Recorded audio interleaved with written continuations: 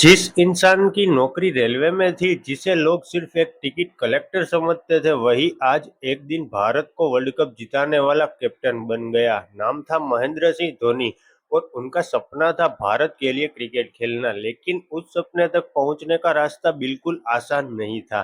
Cricket के साथ साथ धोनी ने रेलवे में भी नौकरी की, दिन में जिम्मेदारियां और दिल में सिर्फ एक सपना, भारत के लिए खेलना। बहुत लोगों के लिए शायद नौकरी ही जिंदगी का अंतिम लक्ष्य होती है, लेकिन धोनी ने अपने सपने को कभी मरने नहीं दिया। फिर उन्होंने एक बड़ा रिस्क लिया, सुरक्षित नौकरी छोड़कर अपने क्रिकेट के सपने के पीछे पूरी ताकत लगा दी।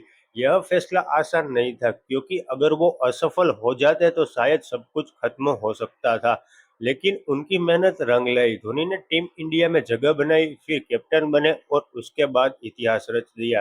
2007 का टी20 वर्ल्ड कप, 2011 का क्रिकेट वर्ल्ड कप, 2013 का चैंपियंस ट्रॉफी, दुनिया ने उन्हें नाम दिया कैप्टन कूल। धोनी की कहानी हमें सिखाती है कि सिर्फ सुरक्षित रास्ता चुनना जरूरी नहीं है, कभी कभी अपने सपने के लिए रिस्क भी लेना पड़ता है। आज आप जहां हैं वही आपकी मंजिल नहीं है।